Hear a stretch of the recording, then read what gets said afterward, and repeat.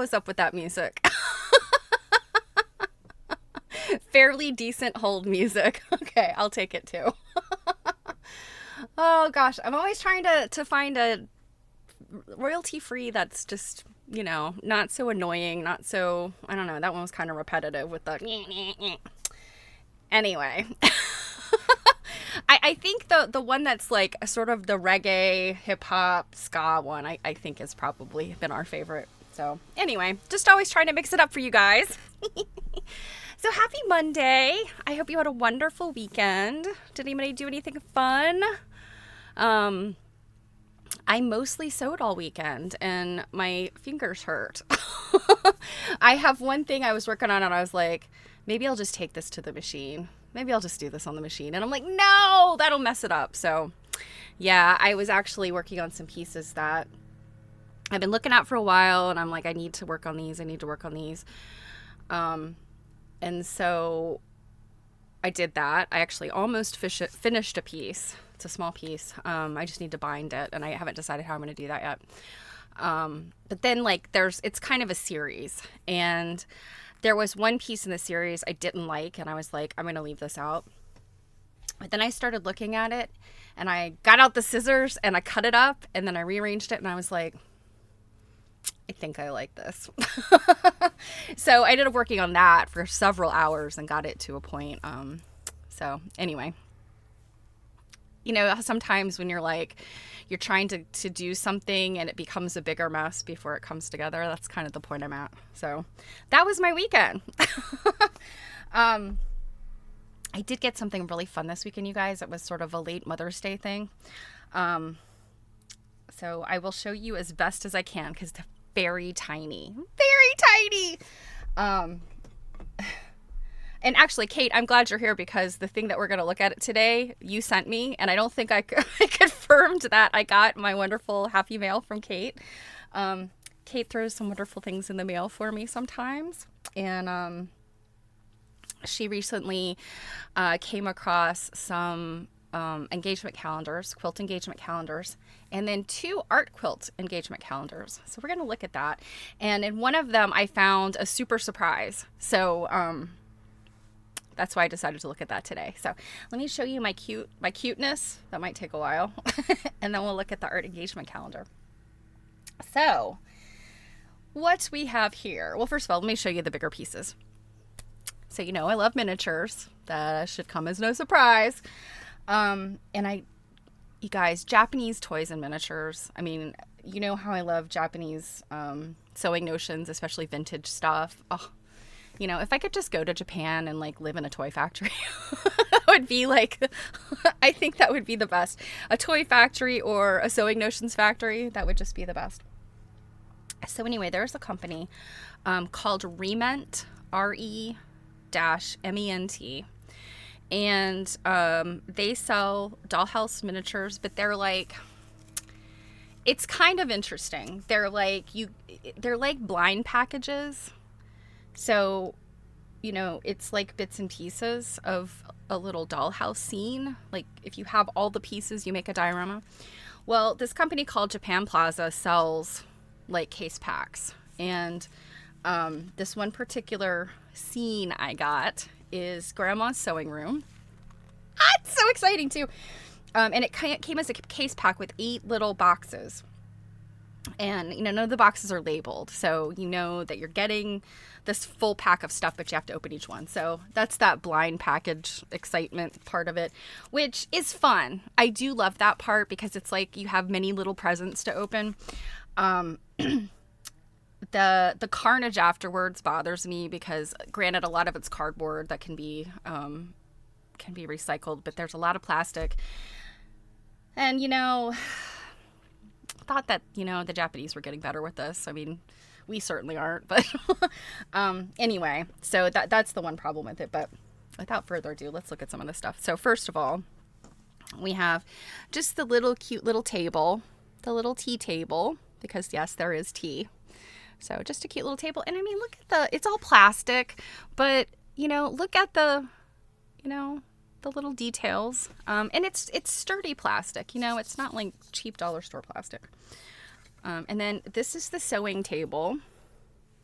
And the interesting thing is it's sort of that like, what is this, the Louis the 16th? I know I've talked about this furniture before. I had this when I was a kid. It's white, and then it has these gold details. That's what this reminds me of, but it's green. So I don't know, green wood, olive wood maybe? I don't know. The drawers open, so you can store some of the treasures in the drawers. Oh, there's so many treasures. And there's a rocking chair because this is grandmother's sewing room. Look at that tiny rocking chair. It's so cute. And then, of course, she can't sit in the rocking chair to sew because that's not stable. So she got a little tiny stool to sit at the sewing table. And it's like, it's fuzzy. It's flocked. Soft little velvety. I love those little details. Now check out her sewing machine. Bam! Look at that. It's a little, let's see, it says Diva on it. But it is a crank. So, and it really turns. But it doesn't do anything here, but it does turn. And then, look at this. There's this little fabric, a little fabric thing that fits under there. Let's see. Yeah, this way. You can just wedge it under there.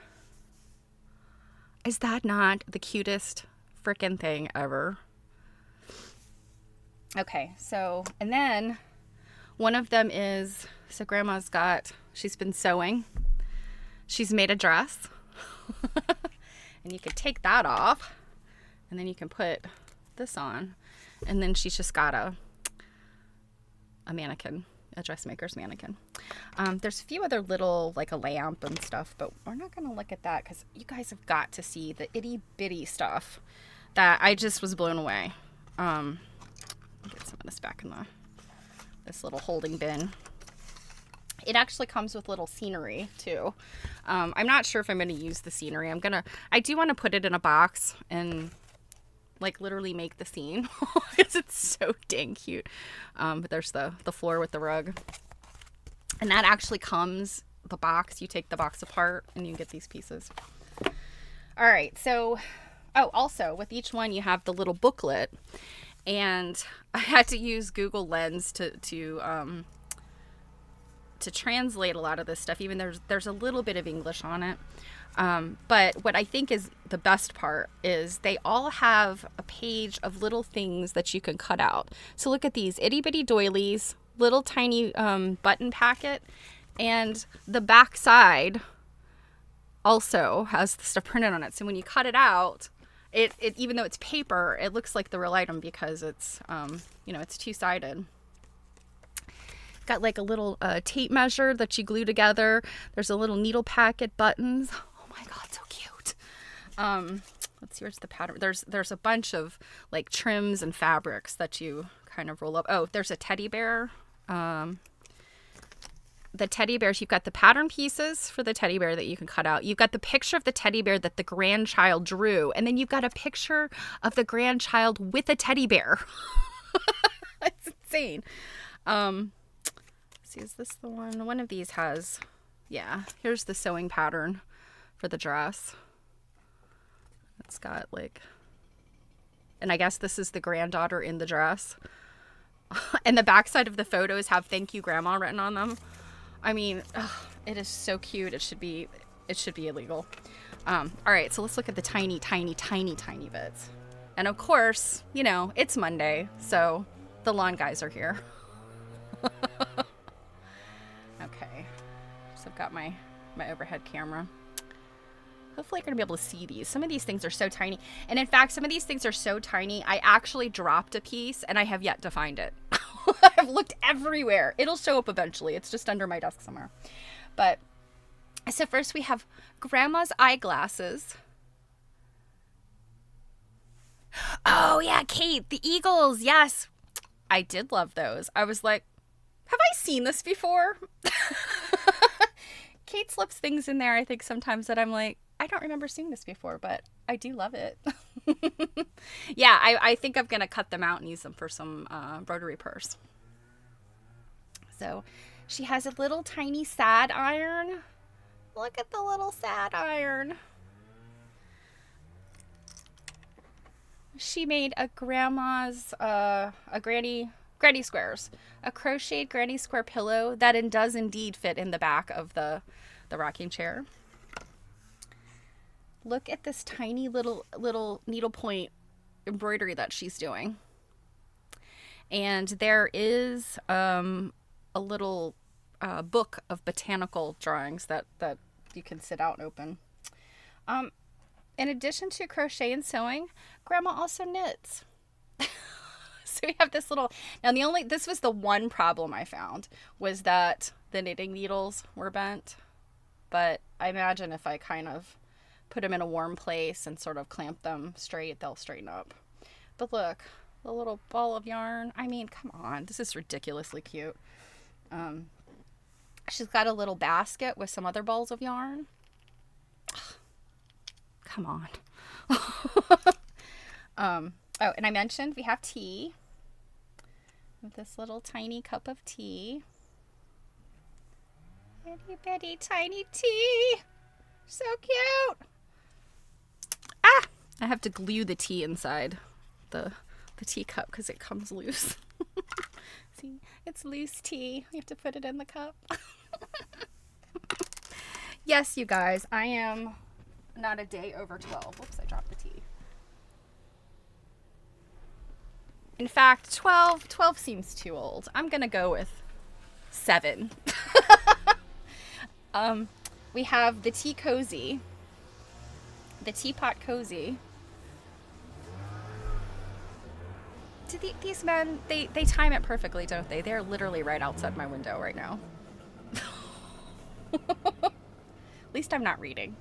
And then here's the little teapot with this little tiny lid that comes off. Ah! I can't even. And then it's perfect little cozy that sits on top. And then we have, of course, the tin of cookies.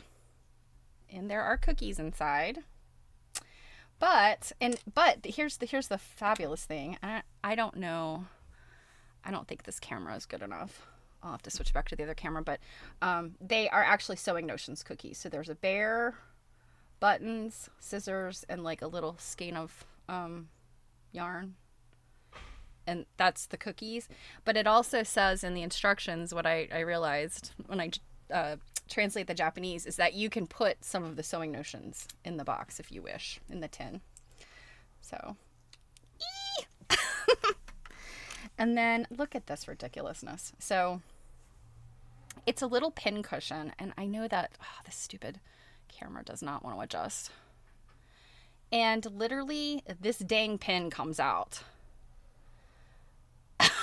There is this microscopic hole in the edge of the pin cushion, and this darn pin comes right out of there. So I'm going to have to probably glue that in because I am absolutely sure I can lose that in an instant. Oh my gosh, ridiculousness. Now I've saved the best for last. So first of all, I mean, look at this. Can you look at this little box? It's one of those fancy fold out thread boxes. I actually have my grandmother's. They're kind of pricey if you get a new one today. I think there's a Scandinavian company that sells really nice looking ones. But look at all of the little notions. And I'm not going to dump them out because, like, again, that's how I lost a piece. It's only been one piece. It was one of the spools of thread, and it actually, the reason I lost it is because it sits, that's the tiny one. It sits on the sewing machine's bobbin thing, or its thread thing. You literally can put it on there. But also you can keep it in here where it's safe. Some of the little, let's see, the little ruler in here, oh my god, it's so tiny, actually opens up. This itty bitty little ruler actually opens up. There's a tiny pair of embroidery scissors in here, if I can get them out. They're you can't even see them on this stupid camera. They are stork embroidery scissors, and they are quite detailed. You just can't see them very well here. I'm gonna have to take pictures with my phone because my phone will get these details. There are buttons in there. I'm not gonna take them out. There's a bobbin in here There's literally a bobbin, even though you can't open the sewing machine. There's a little bobbin there for it. I mean, it is so tiny. And then this little stiletto. And then there's a tracing wheel. Let's see, there's a crochet hook. There's a little tape measure in there. Oh, these are little tiny skeins of embroidery floss. Yeah, this stuff is just ridiculous. There's a thimble. I can't even get the embroidery floss out. I need tweezers. I need to dig out tweezers. I do have some precision tweezers. I mean, look at that. That looks like literally like a little piece of trash. It is a skein of... So, Kate, the website, it's Japan Plaza. If I have the... here it is.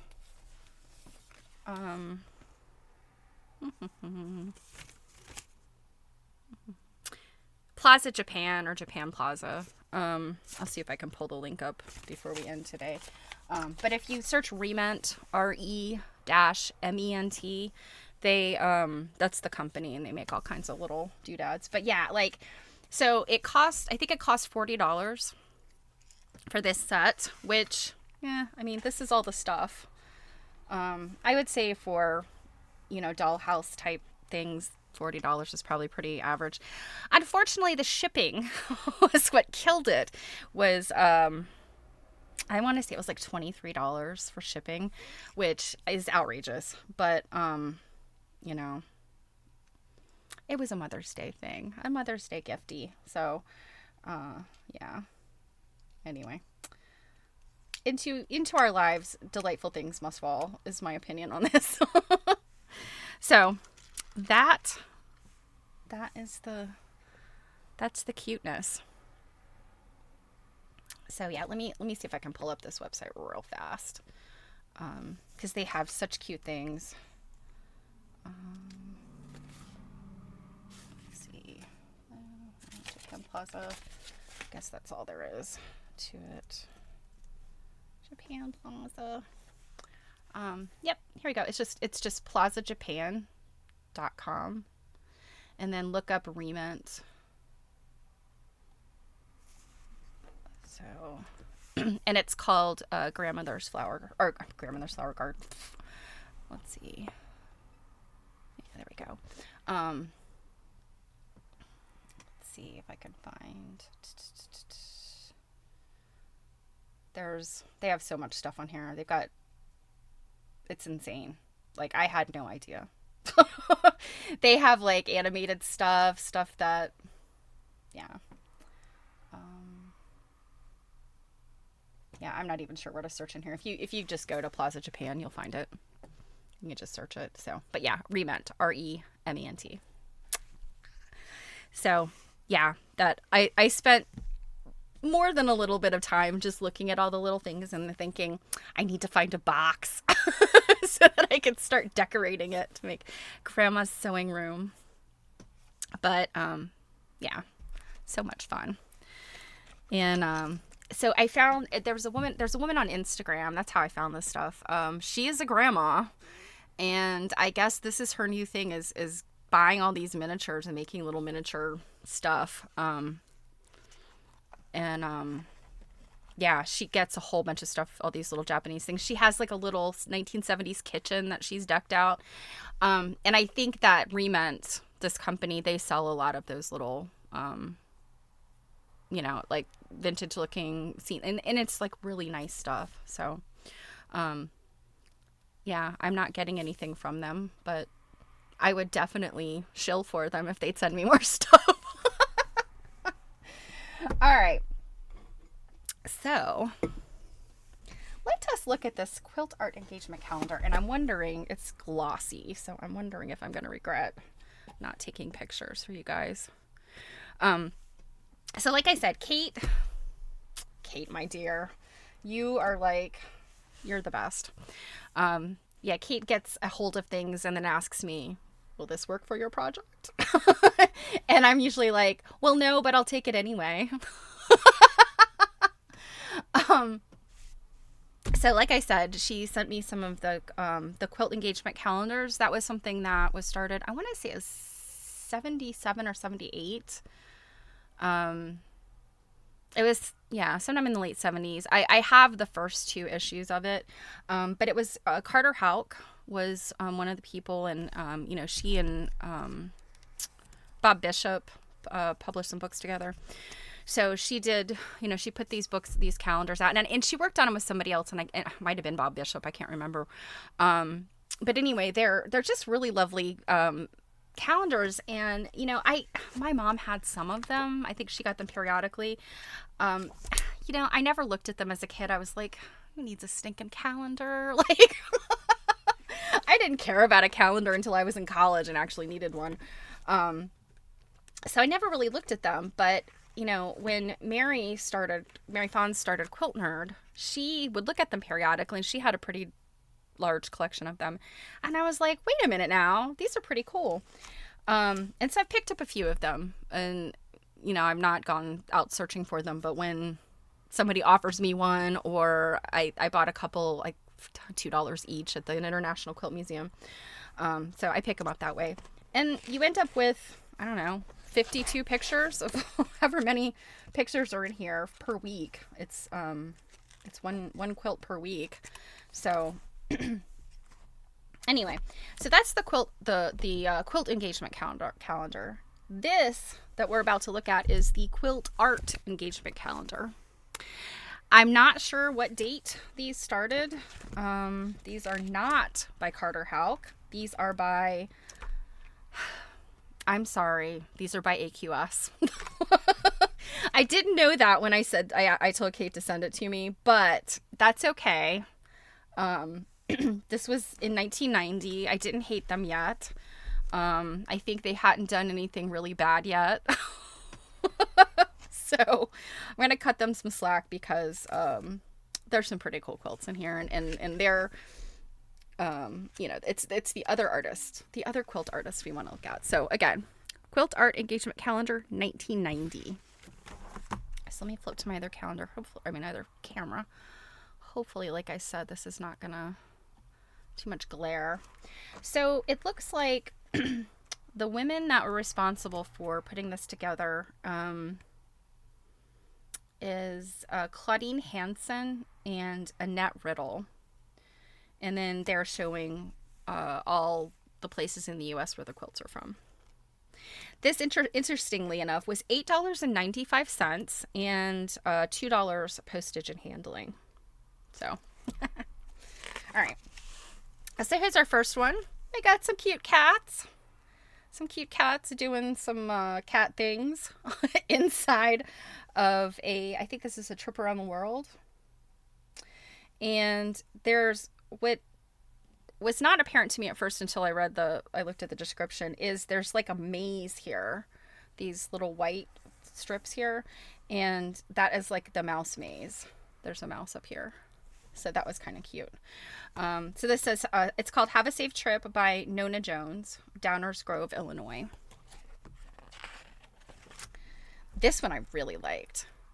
This one, it's DeGroff, Sawmill Creek, and Bjorka by Janine Holzman of Sitka, Alaska. And gosh, I don't know, these, you can see how there's like a gradient in these circles. So they're like a, I guess like almost a Dresden plate type of grandmother's fan sort of pattern. But look what she's done. It's just so interesting to look at. And these are essentially, look at the block there. It's, it's a take on Drunkard's Path. But, the I don't know, what do you call the two components of the Drunkard's Path? The convex and the concave parts. So the convex parts are this grandmother's flower, or grandmother's fan, or Dresden plate, and then the convex part is just different colors. So what a cool way to take like two or three, depending on how you look at this, patterns that are traditional, and then making this very modern looking quilt. Also, I would say, so they're calling this quilt art. And I asked the question, I think this gets into big A, little a art. Um, and please understand, I mean in no way to disparage any artist, because I think in quilting, within a lot of type of handwork type crafts, you have craftsmanship and artisanship, and then you have like art and design.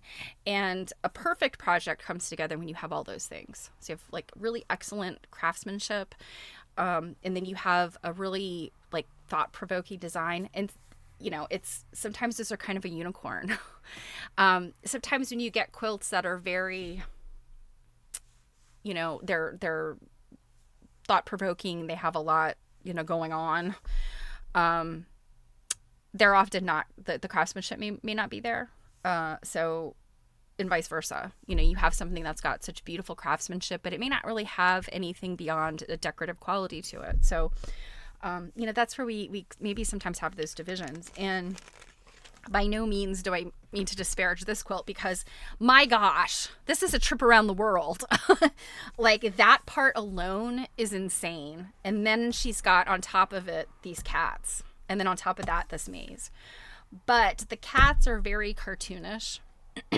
And I think that lends itself more to being on that artisan / craftsmanship side than this big A art side. Whereas this one has got all of these design fundamentals. And we can assume that it also, if it's an award winner, it was an 88, let's see, it was juried into the 88 AQS show. So we know that it's got to have some pretty good craftsmanship, but the design fundamentals are, and I don't know that I necessarily always believe those things, right? The idea that, the craftsmanship, but it's not art.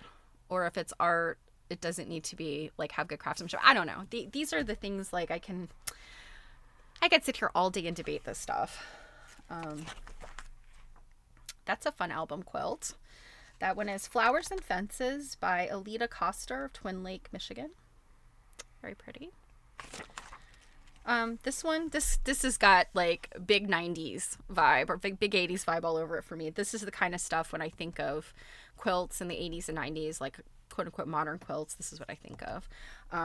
This is called Tribute to Jasper by Marcia Douglas of Indianapolis, Indiana.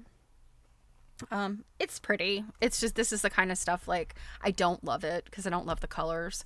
It's kind of got a little bit of an Amish vibe to it. We've got a lot of this kind of inner border thing. We've got the checkerboard, just kind of the layout, but it's gone beyond the edges of the Amish square, I guess. This one's interesting. I think, yeah, this is a series of jungle prints that she has cut up and made into this layout. It's called Come Safari With Me by Kay Bryant of Fayetteville, North Carolina. This one is very pretty. It's got it's kind of got some of those, I don't want to say kit quilt, but some of those, like the 1920s and 1930s, I guess, like that. Well, and maybe even earlier than that would be Marie Webster stuff was, early 1900s, 1910s, 1915. Kind of has that sort of vibe to it. It's very pretty. It's got, all of the pretty design aspects of it. And I don't know if you can see, it's got some really dense quilting. I don't know if I can tilt this to see it very well, but I mean, you can see there's these medallions in there. So this was called Minnesota Vineyard by Dorothy Lindvig of Rochester, Minnesota. This is another one of those ones that gives me like the big 80s, 90s vibe. Again, I don't love these colors. This, Kate's actually been helping me build up my collection of these colors because I don't have these colors in my collection of fabrics. So I've been trying to pick more of them up, even though I'm like, I cringe. I have so much brown now. This one is fun because of these heart shapes, and then how those, the way that they've kind of got this intersection and stuff. I think the design elements in it are very good. I just don't like the colors. So, and this one's called Hearts of Variation by Joyce Borgerding, Dyersville, Iowa. This one's fun. This one is very designy. And this one's called Seminole Seasons by Betsy Monroe, Rochester, Minnesota. And it mentions that there's multiple Seminole designs in here. Like I think some of these are very traditional Seminoles, and I'm talking about Native Americans. This type of piecing, the Seminole tribe did. And they'd have to put it on the hems of skirts and excuse me, on different parts of shirts and things, I think. But I do remember my mom having like a Seminole skirt pattern that you could add this, and it was like a broomstick skirt kind of thing. But what was really funny, she has, I don't know if you can see this. This row is actually flamingos. Why this stupid camera is the worst. I need it, guys. If you have any suggestions for a brand of camera that will not like put me in the poorhouse, this one I'm using right now is it's an HP. It is terrible. Oh, and what did I say what this one was called? Yeah, Rochester, Minnesota. Okay. Some Are the Same by Linda Goodman Emery, Derby, Kansas. Says there's a manipulation of striped fabric, so I'm guessing that's these frames are striped fabric. Very symmetry. There's this kind of, when you step back from, you got the secondary design. This one, and now I've got a blank on the woman's name that did these. Very 1930s. This is called Spring Bouquet by Carolyn Lindsay of Tulsa, Oklahoma. Why am I blanking on her name? Anyway, you guys recognize this. It's made with all the little tiny squares.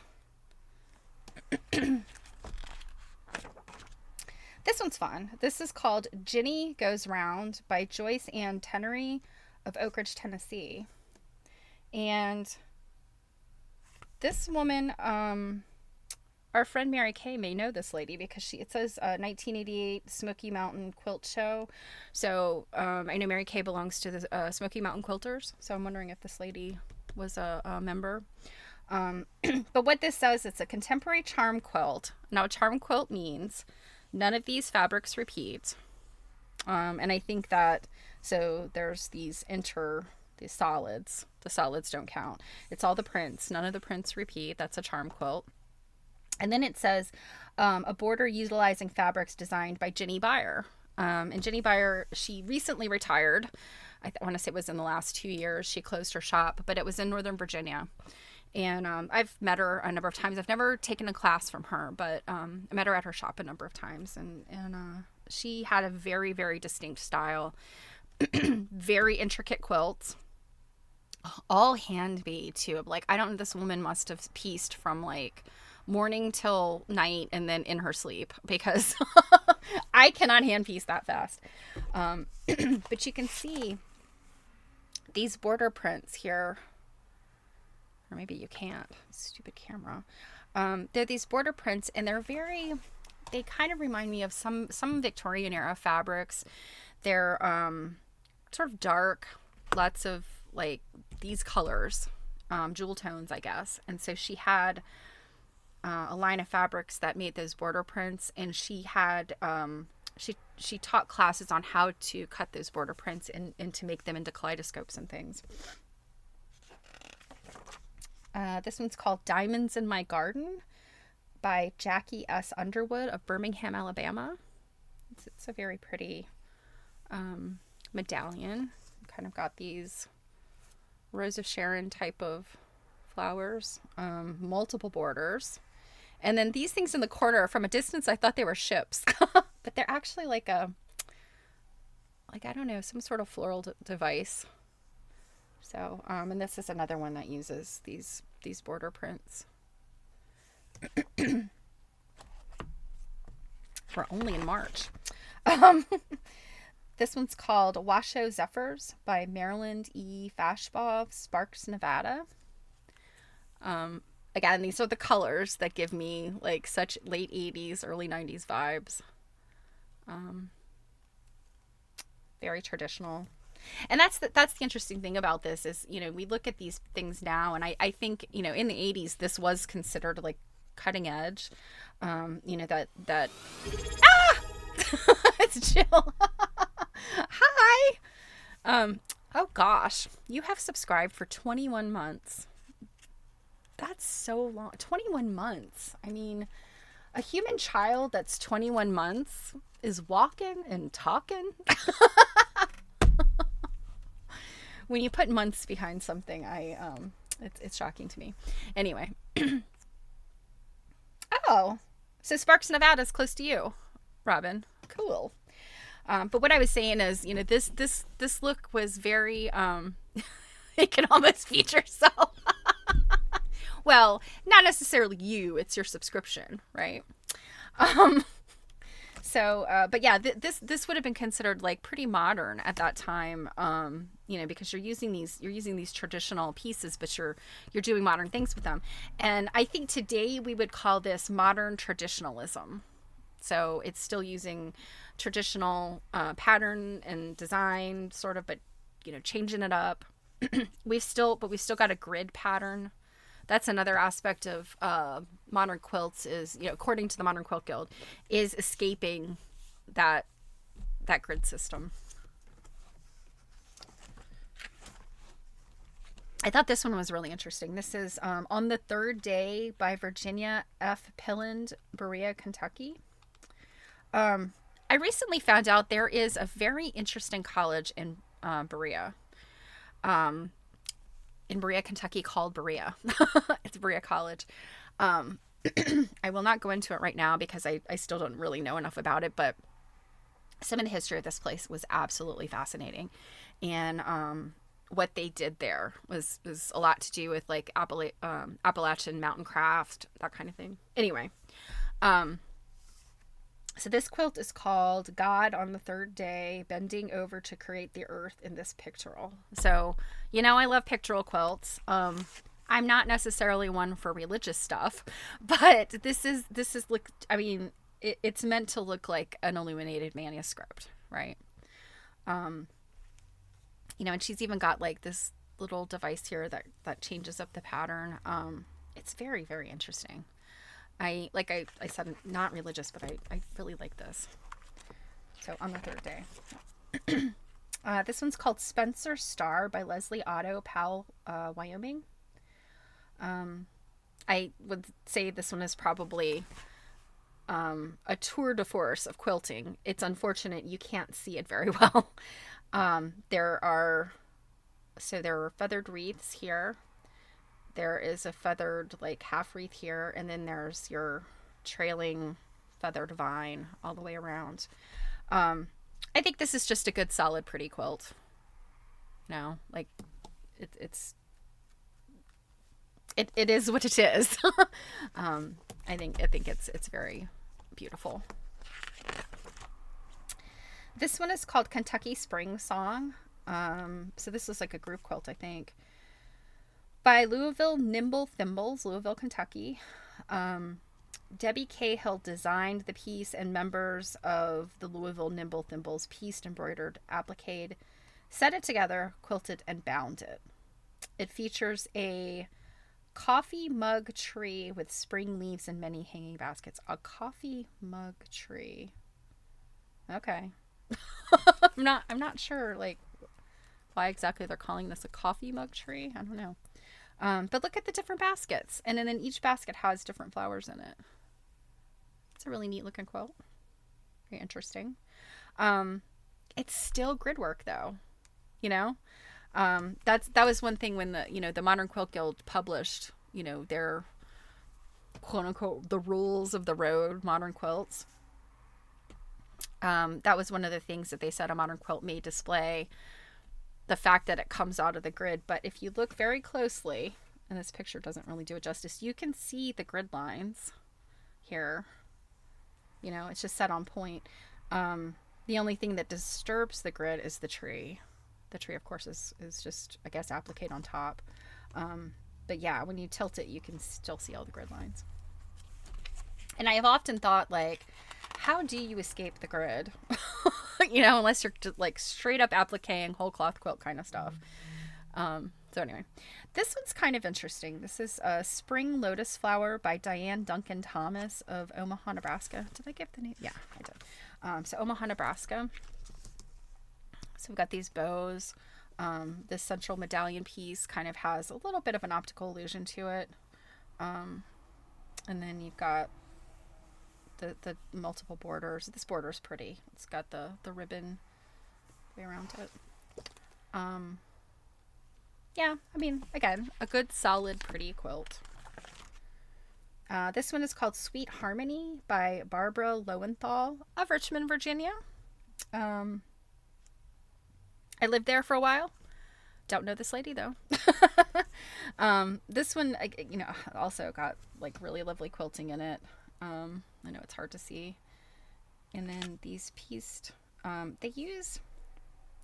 she's used this dark, it looks like a dark green, like bias pieces that show up in all of these, even these, like, so that's interesting. I don't know if that shows up very well. These dark green bias pieces that frame things, and then they show up in each of these. That's kind of that's a good design. It makes it pop. Okay. Lena by Dawn M. Rappold, Cheektowaga, New York. And this is a smaller piece. So this is kind of cool. So the applique dahlia quilt being worked on in this pictorial was made from 1930s fabric. Dawn named this while hanging for her grandmother. So that's cool. How sweet. So she had to piece the quilt. Not flat. That's coming off the grid for sure. And then this is so sweet. This one is interesting. I mean, look at those points. Medallion of the Mountains by Freda Nicholson. Oh, I'm sorry. By Freda Nicholson, Floris Newstadter, and Kathy Cole. So,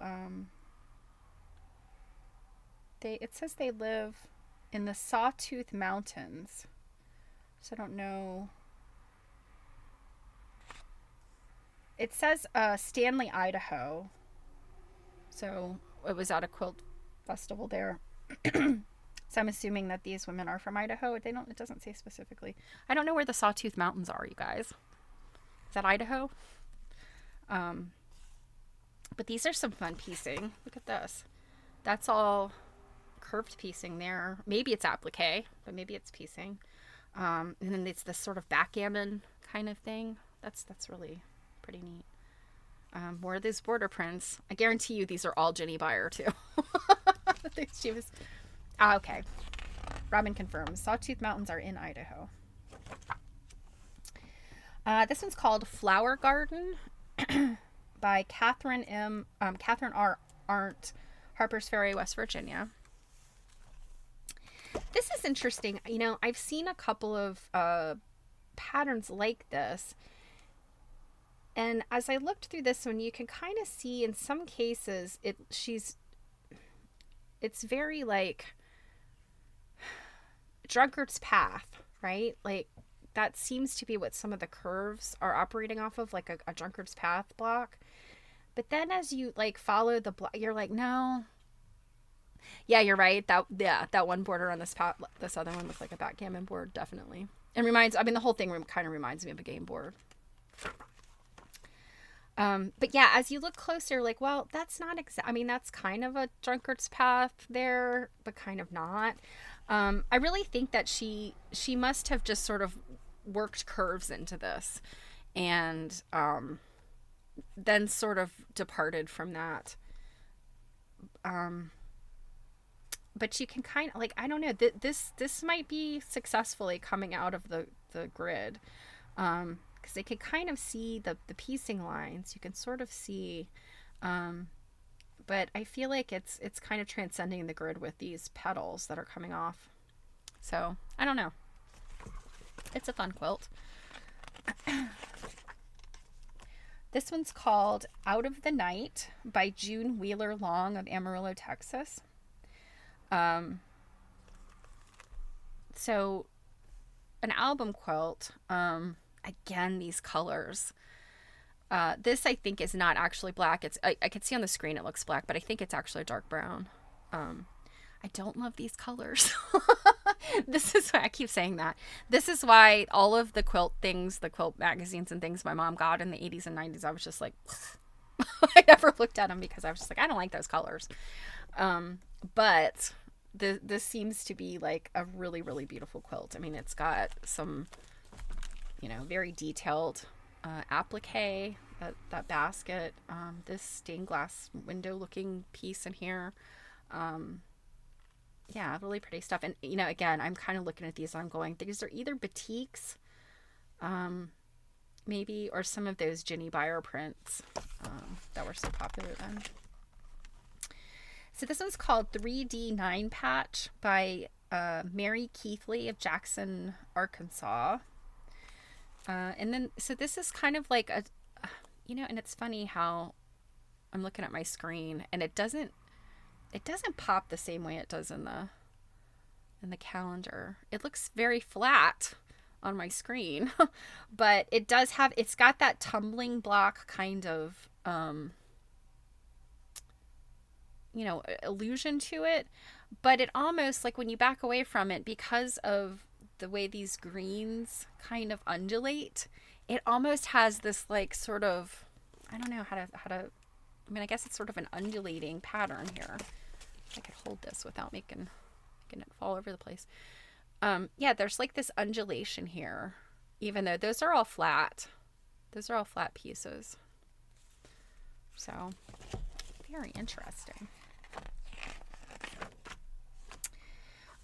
Vase of Roses by Lynn Enal of Albuquerque, New Mexico / Australia.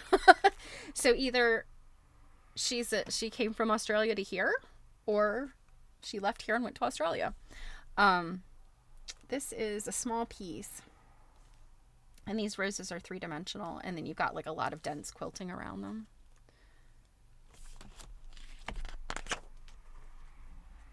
Summer in Iowa by Elaine M. Seaman, Kalamazoo, Michigan. It's kind of funny when, let's see, it doesn't say, but it's kind of funny when people name something and you're like, but that's not the state you live in. Did you ever live in that state? Not that she has to have lived in Iowa to name their quilt that, but so it says here, a combination of 2 traditional blocks, corn and beans and farmer's field. It says that it was her interpretation of the heat of an Iowa summer and its ever-changing green landscape. So, having just gone to Iowa for the first time a few months ago, sure. It was early spring. It didn't look like that yet. So this is called Yellowstone Star by Dorothy Stovall, Livingston, Montana. I love the scrappiness of this, and I'm pretty sure in looking close, I recognize some of these fabrics as being in my collection of Cranstons. But in these white spaces, she's got pretty densely quilted motifs, and some of them, well, I guess all of them appear to be kind of, I don't want to say traditional. I would say traditional to this time period. And these aren't showing up at all on the camera very well, but you know, some of them are sort of traditional looking wreaths and circles, but there's something kind of modern about them. This one here, let's see if I can get it in at all. It looks like an atomic symbol. It's got that spirograph look to it. There's a couple of them like that. And then some of these are just very just modern looking kind of motifs.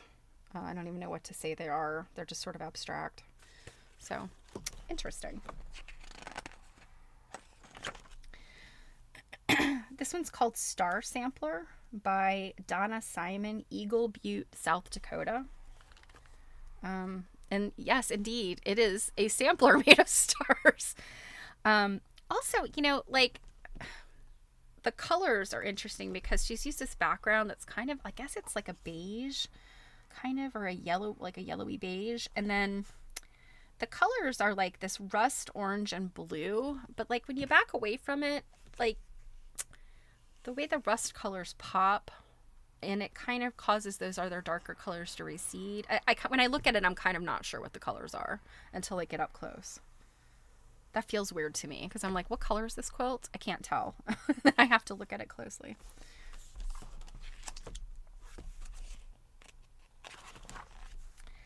This one's called Quandary by Jan Harrington of Oviedo, Florida. I love the design in this. I don't like the color though because it's dark. You know, I think this is so late 80s, early 90s, the color palettes. But I mean, you can look in here and you can see there are some of those really fun Cranston prints, but she's used like darker colors to balance them, so they don't pop with that like really bright, just like this one. See, these are very similar prints in these two quilts, but you see this one's pops more, whereas this one is like darker. Yeah, it's very busy. Yeah, I mean, it's almost like that. Let's see, where is it? The Seminole. Of course, I'm not going to find it quickly. Isn't it one of the first few quilts? Yeah, so the Seminole one. Yeah, I mean, it's got a lot going on. I'm not gonna give it a hassle because of that. You know, I'm a more is more person, so. Quandary. All right, this one. You guys, I was flipping through and I was like, I saw this block and I was like, I know that block. Do you guys recognize it? It's a little bit different. And you know what? I think I closed the... Let me see if I can pull it up real quick again.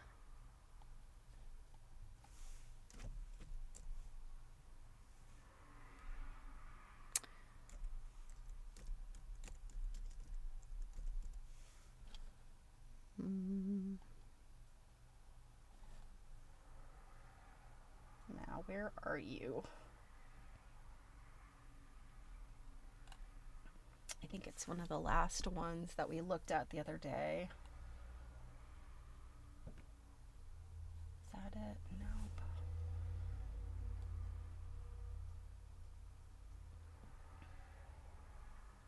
Here we go. So let me put my other screen on real quick.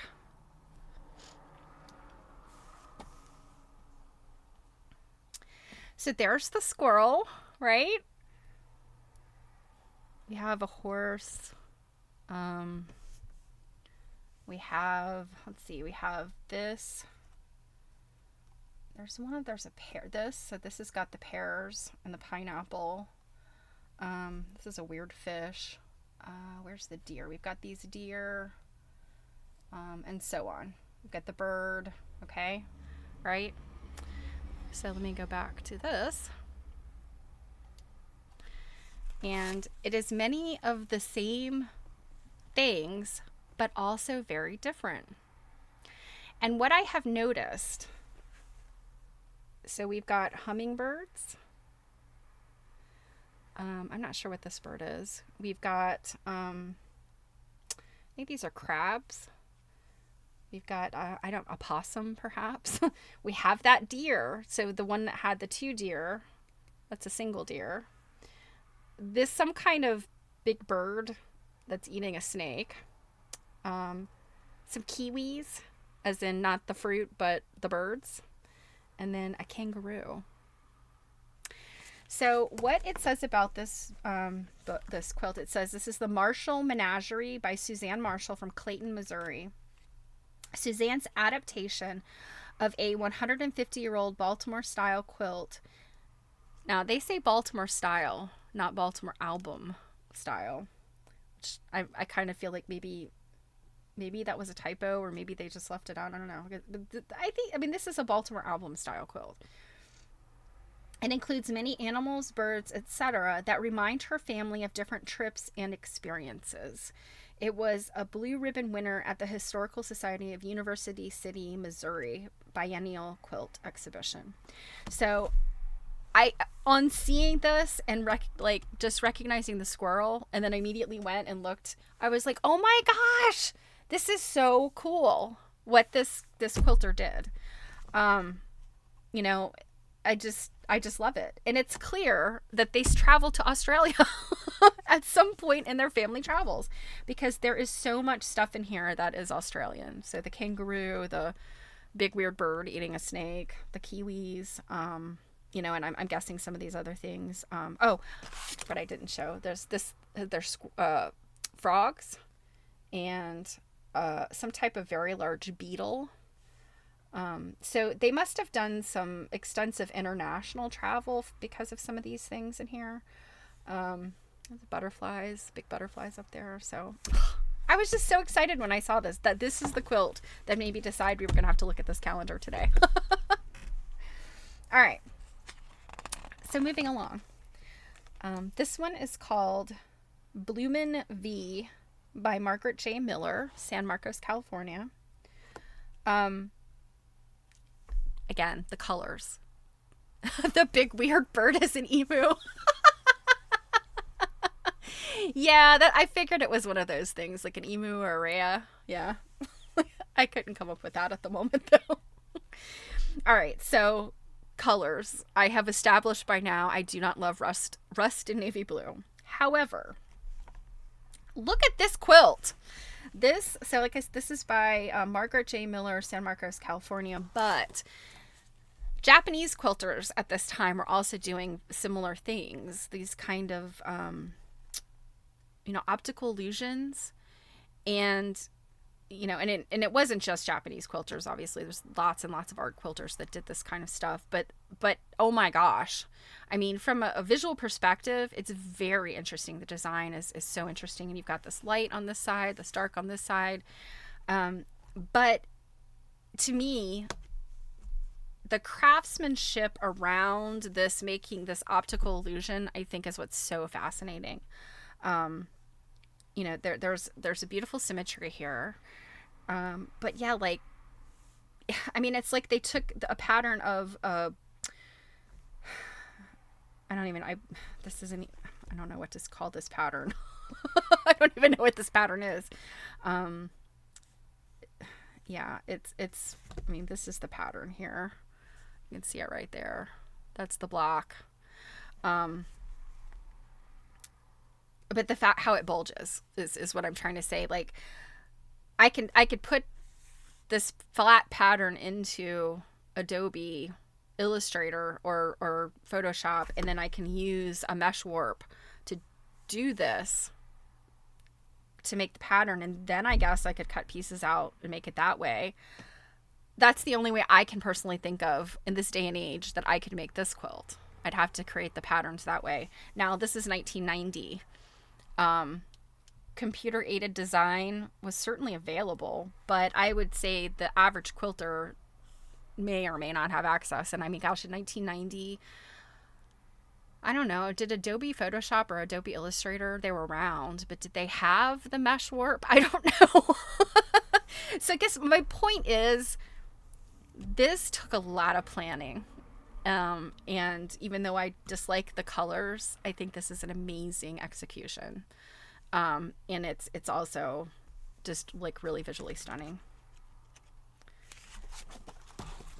And this is one of those ones where you do ask the question, is it about artisanship or is it about art? So this is another one where I kind of looked at it and I was like, are we looking at like Drunkard's Path pieces? We kind of are. Like a lot of this looks like Drunkard's Path in here. But then you've got, other things. You've got these sort of other shapes and things in there. And then you have your reorder form. So this one's called Remembering Sugar Lake by Carol Edith Slama, Richfield, Minnesota. A lot of people from Minnesota in this particular calendar. So, okay. This one's called Summer Fantasy by Chris Muheny, Fairfield, Washington. Some pretty applique in there. There's some interesting color combinations in here. Sort of the everything is everything. The more is everything color combinations that I love. This one is called On Golden Pond by Carol Ann Wadley of Hillsboro, Oregon. So this looks like a variety of fabrics, but look at what they make. These are crocodiles or alligators. You see their faces, and then these patterns and striped fabrics are making their backs. That's pretty cool. On Golden Pond. Oh, it also says they have button teeth and rhinestone eyes. Oh, and these are prairie points on their backs. Those are prairie points. Ah, very cool.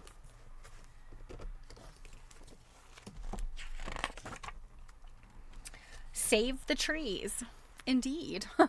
Save the Trees by Catherine E. Bonson of Columbus, Indiana.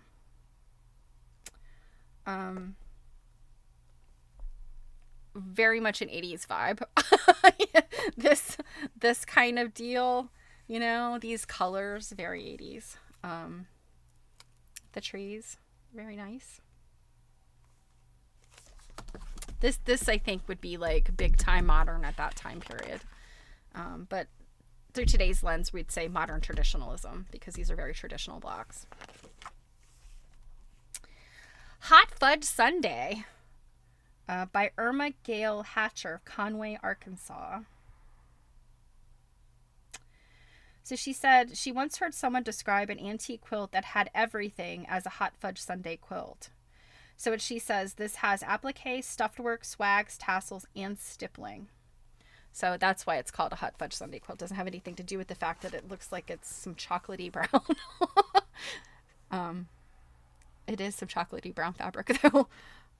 So yeah, this has got a lot of it's got a lot of expert quilting and work in there. I can't tell what's stuffed. My guess would be like maybe these grapes, and I don't know, maybe some of the swag stuff. Not sure. I love me some houses. So this is called Purely Preppy by Nanette Sweeney of Vicksburg, Mississippi. Manassas, Mississippi, right? Yeah, Vicksburg, Mississippi. So this is just some fun schoolhouse blocks. So it says, cherish Madras scraps saved from 1960s. Built the houses. And then it's got the prairie points around the edges, you can see. Cute.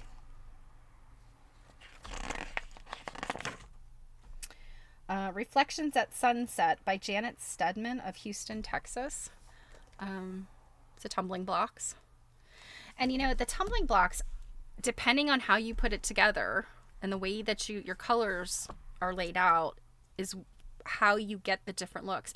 You guys all probably remember there's that antique tumbling blocks quilt that's got a very like pointy design, the way the colors come down. It's just all one big point. This has this kind of movement. Can you see it? It's like doing this sort of X.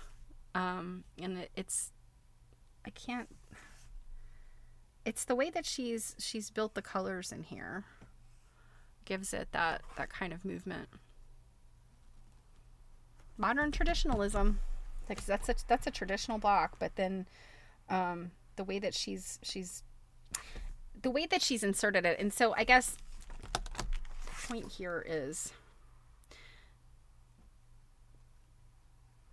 she's made it like these are stacks of blocks. So it's like there's 3 blocks there with 1 block on top. So I think that also contributes to the pattern of that.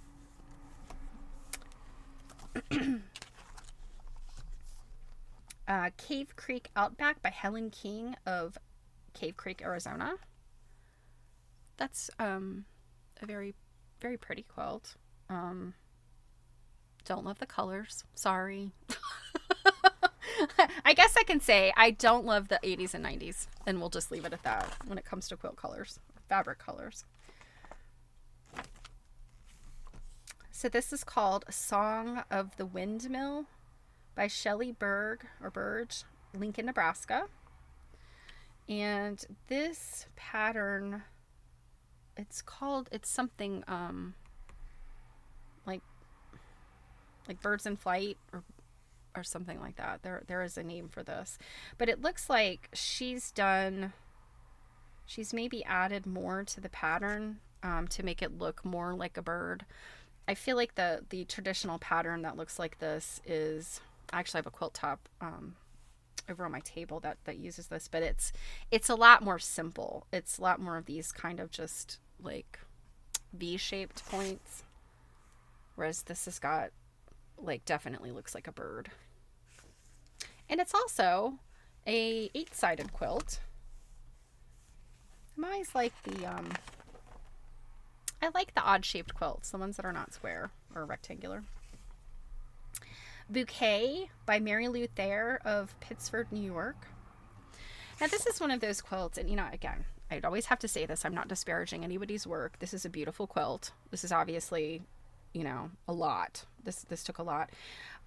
But from a design perspective, like this is art. This is artisanship, craftsmanship, and not necessarily like, stellar. If this was painted, if this was a painting, it might be in a high-end hotel. You know what I'm saying? It doesn't necessarily rise to the occasion of what galleries were looking for at the time. So this is called Neon Baskets by Virginia Dombach of Fargo, North Dakota. And the colors, look at this thing. It's actually popping a little bit more bright on my screen, I guess, than it does in the book. So I don't know if it really looked like that. Wow. But look at these neon colored pinks. These may even be like a metallic or like a polished cotton or something. They look very shiny. Now this is the kind of thing, like this is where we're skirting like abstract art. Modern traditionalism, it's very Amish. But like the way that she has built this, it's got this abstract art view to it versus something that's like a still life. You know what I mean? And I sit here and I make these judgments like this, and it makes me mad that I'm sitting here making these judgments because that is what the general world does when they look at quilts, And to me they are all art, but when we look at big A versus little a, what would be allowed over the threshold of a gallery? Which one of these bakers would have maybe gotten a show, a solo show, this one or this one, that's the kind of stuff that you look at when you're thinking, pondering these. So this was called Indian Summer by Cindy Davis of Pagosa Springs, Colorado. And a lot of those sort of, I guess they're probably reproduction fabrics, I could see a lot of the, I could see some Cranstons in there. I said something about Cranston the other day. I can't remember who was here. And they were like, Cranston VIP, I've got lots of that. I'm like, everybody does. That's why I have so much of it. Because all the people that want to get rid of theirs give it to me. Um, this one is an interesting, it's got a lot of interesting movement in it. This one's called Prairie Point Purple by Paula Liederkramer, Levittown, New York. I won't beat the dead horse about colors, but this is more modern traditionalism, I guess. It's not exactly outside of the grid because you can still find the grid in here. But I like the movement of this quilt. This is called Two Japanese Lily, or I'm assuming she means two though. Roman numeral 2, Japanese Lily, by Barbara Swinea, Fairview, North Carolina. So this one has a lot of like whole cloth quilting on it. And it's done in sort of, it looks like sort of a golden colored thread. I don't know, does it say if it's, intensive use of sashiko. So the original floral design with an oriental feeling is achieved by the choice of American fabrics and intensive use of sashiko. So that's what I guess this is. This is sashiko stitching. And I'm wondering if that's all by hand. Oh lordy, if that's all by hand. Yeah, you can definitely see that sashiko design. My stupid light, if you can get a little bit of it. And then these fabrics. This has definitely like a Japanese vibe in terms of this indigo color and some of these fabrics. This one has got a very, very Marion Cheever Whiteside look about it. She was a early mid-century designer that had sort of a spare, like almost coloring book look. She did patterns for like Alice in Wonderland, Little Women, and they were usually more grid oriented versus like this big whole cloth quilt. But this is very cute. It's called Gnome Sweet Gnome by Kathy Clark of Euless, Texas. So it says she was an original design adapted from a gnome book. Did anybody have that gnome book? It was really cute. I have no idea who illustrated it. It was definitely back in the 80s. My mom had it. Oh my gosh, I love to read that book. The gnomes are so cute. And there's all the sweet drawings and illustrations of the gnomes, and then there's like pictures of them with like a bird, and the bird is as big as the gnome. Oh my god, so adorable. But I love this. The gnomes have little quilts that are up on the line here, and they're just doing little gnomey things. I'm such a sucker for this stuff. This one is 4 Elements, 6 Senses, and Man. Ooh, that's deep. So this is kind of like sort of a kaleidoscope, I guess. Oh, and she's got lots of symbolism written in here, but I love this pattern because it gives you this, like, you could start to see the circular kind of look about it. It's an optical illusion because there are no circles in this quilt. There's no curves at all.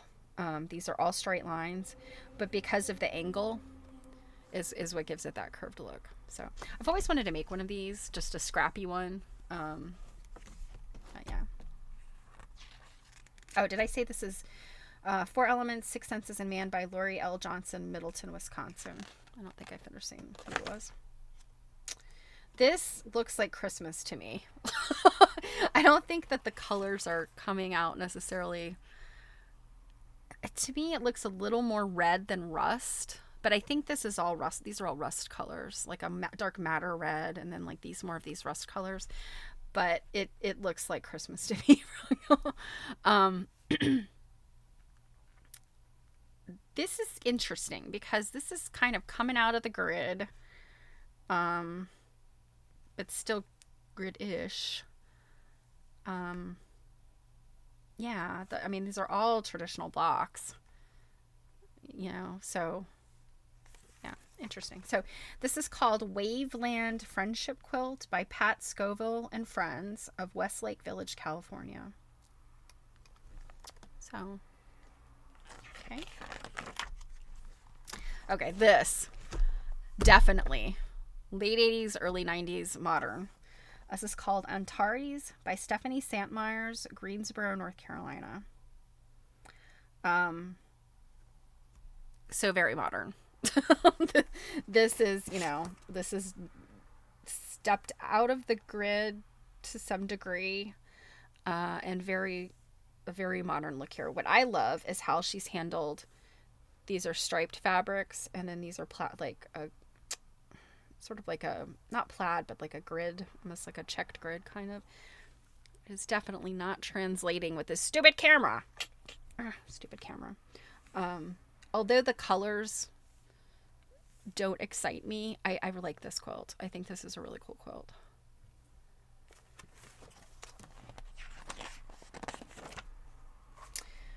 Feathered Star Bouquet by Doris A. Raby, Hyattsville, Maryland. So is or was local to me. You've got some sort of Pennsylvania Dutch looking flowers. You've got this feathered star. Very lovely. Also looks like Christmas to me. Which may not be a problem since in the calendar we're on December. This is called, okay, and this one is called Christmas Nosegay, but does not look like Christmas at all because, yeah, it's got red and green in it, but it's also got these purples and golds, so that takes it out of the Christmas realm for me. I mean, I could maybe say, like, it's got sort of harvest colors, it's got these golds and sort of rusty reds. But Christmas Nosegay by Marcia L. Lutz of Ball Ground, Georgia.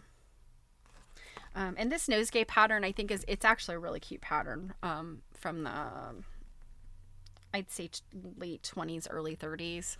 I've seen it in newspapers. It's definitely a newspaper pattern. You can see the block there. And then Christmas Tic-Tac-Toe by Sue Johnson of Wales, Wisconsin. You got a nice solid album / sampler. It's not, it doesn't really have the same, I wouldn't call it necessarily Baltimore album. I would just say it's an album quilt. It's not necessarily Baltimore album inspired, but it's in this garden maze path setting, which also makes it interesting. Instead of just regular sashing, you do this sort of garden maze kind of situation. I'm always interested in quilts that use this, because it's like extra work. You could just put sashing on these things, but no, you got to do this garden maze thing that's fancy. And I mean, I realize it's just this little cross block and then a double sashing with the piece in the middle, but nonetheless, it's more work. This one is called Merry Christmas by Jane Harnden, Edmond, Oklahoma. So you have a lady who's quilting a red and green quilt before the fire. Her Christmas tree has no decorations on it, even though there are some gifts. So I'm really questioning how merry this Christmas is. I mean, we have stockings by the fire. We have a fire. We have nothing on our tree. Maybe she's waiting for the family to come to help decorate the tree. Perhaps. Oh, it also says this utilizes most quilt making techniques, including applique, reverse applique, embroidery, fabric painting, English piecing, which I'm assuming she means English paper piecing, trapunto, and a Suffolk puff. A Suffolk puff is a yo-yo, if you did not know. So she must be, I'm wondering if she's British or has British connections, because the only people I hear call it a Suffolk puff are British people. Okay, and then we've got Celebration by Joyce Stewart of Rexburn, Idaho. This is the last quilt. And this one's pretty fun, just based on the fabric she picked. You've got these traditional looking baskets, sort of this Amish look. And I mean, if you were not quilting in the 80s and 90s, suffice it to say, it should not surprise you. The 80s and 90s were in love with Amish quilts for many reasons, but not the least of which I think was probably the Esprit collection. The Tompkins had the big collection of Amish quilts, clothing company Esprit, and our friend Julie Silber was the curator for that collection. And guess what, guys? I don't even think I've told Jill this. Next month, June, yes, mid-June, late June, I'm going to get to see some of those quilts. The kind of a long story about those quilts, but I guess I don't know what really the details about why the collection broke up. I think it was probably because Doug and Susie Tompkins got divorced, I think. And Esprit, I'm not exactly sure if the company had to have changed hands. I don't know. I mean, the company, I assume, went out of business or was absorbed by another company. But a number of the quilts came back to Lancaster County. And the Lancaster, this is the Lancaster, Pennsylvania Historical Society has had them for like over a decade, I think. It might even be longer than that they've been in storage. And they're just been willing to bring them out, but they don't want to put them on display. They want to just do, I think, some quilt turnings. And our friend Barb was going to do one of the quilt turnings. And then like last minute, they canceled it. I'm trying to remember if this was earlier this year or if it was late last year. In any event, we were all kind of like, boo, we want to see these quilts. Well, the last I heard was that they were encouraging groups like guilds and such to come and look. And then that's it. Like, they don't want to make this like a big public thing, which I'm kind of like, dude, so why wouldn't you like want to charge people to come look at these quilts? Because it's revenue. And a lot of people want to see these quilts. Anyway, maybe that is in their future plans and I'm not sure what they're doing. But in any event, long story short, the Eastern Shore Study Group that I belong to, Eastern Shore of Maryland, they got together, I guess, and the Historical Society is going to do a quilt turning for us. So I think, and this is the crazy thing, they said there's a minimum of 20 people have to sign up before they'll do the turning. And our friend Barb is going to do the turning. And I was like, oh, well, I don't think they'll have any problem getting 20 people. I mean, so many people want to see these quilts. And the Eastern Shore Study Group, gosh, when I go, it's at least 20 people that are there, if not more. And I mean, I think of the people, like maybe the core group, the core membership of the Eastern Shore Study Group might be about 20 people. But I can't imagine. I think the people that are subscribed to come, you get the message. It's kind of an invitation situation, but you get the message. There have got to be probably, I don't know, 50 or 100 people. I don't know how many it is, but it's a lot. It's a lot of people. So anyway, my mind is going, well, I better let them know that I want to come. So let them know, set my check off real fast so that I could secure my spot, because they had to have a minimum of 20 people, but a maximum of 24. I was like, are you people crazy?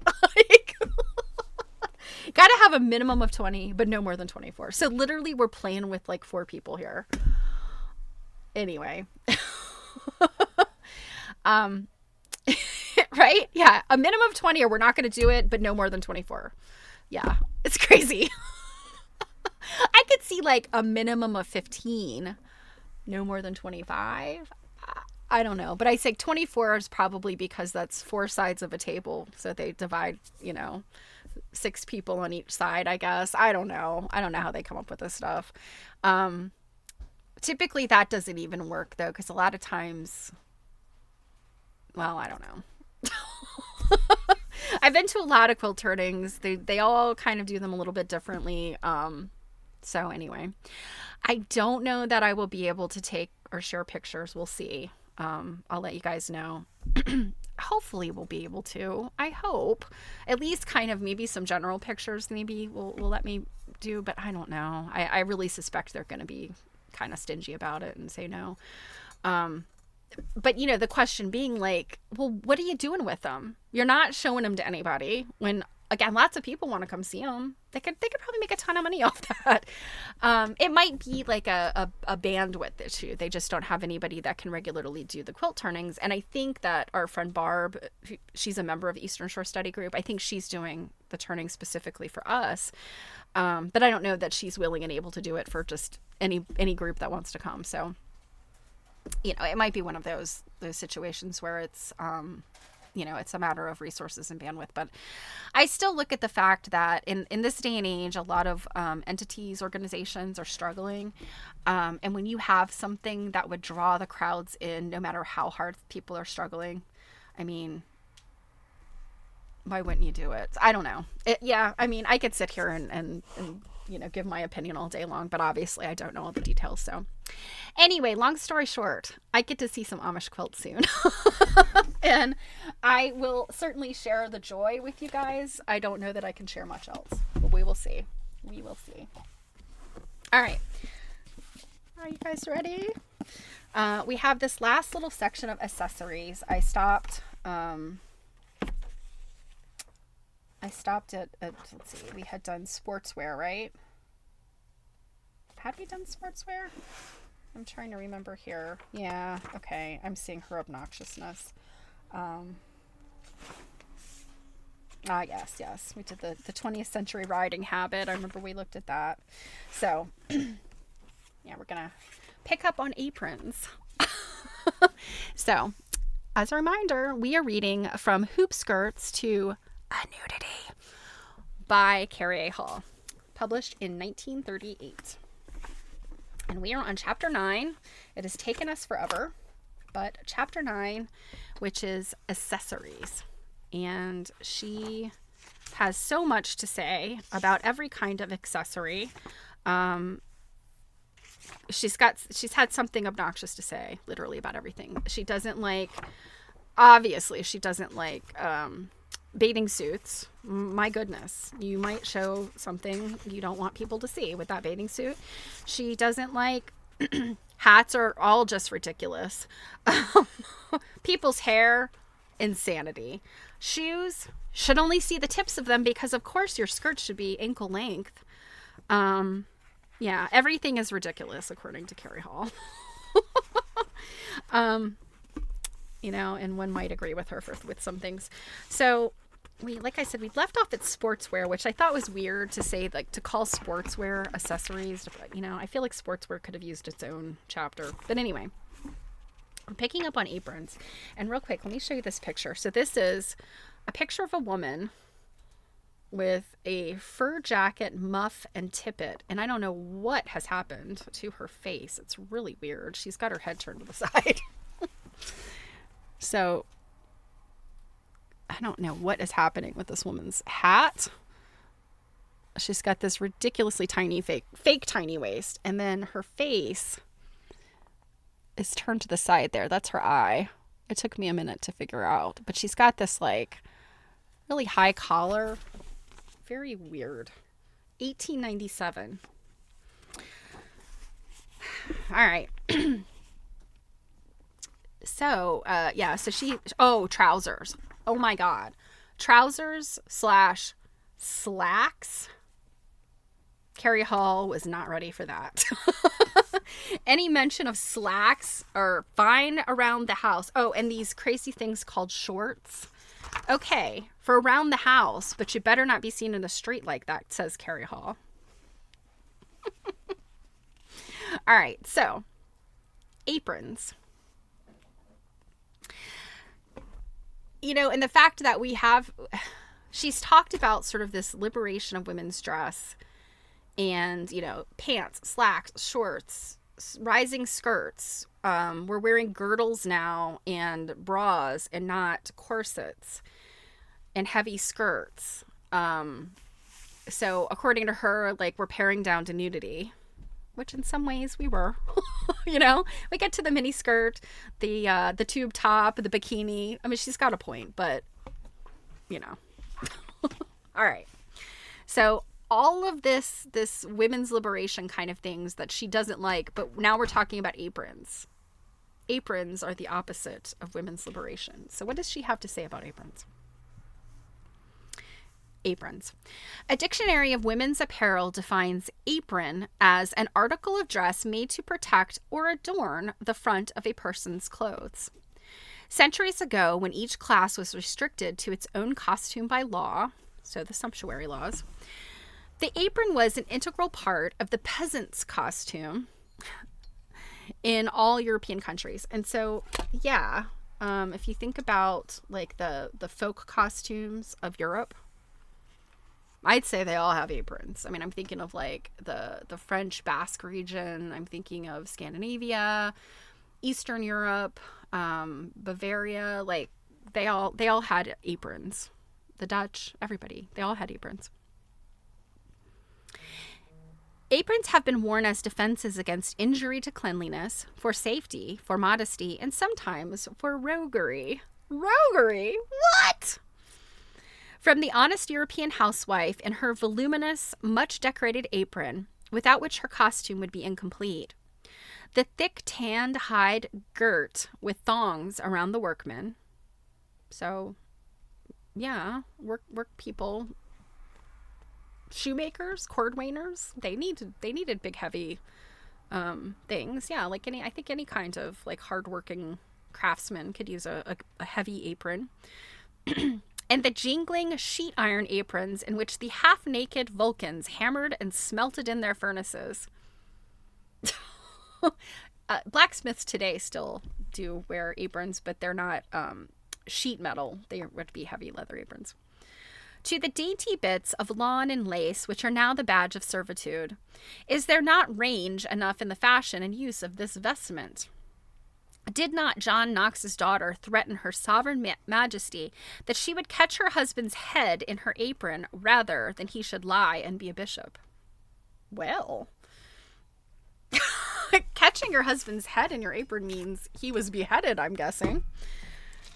So, In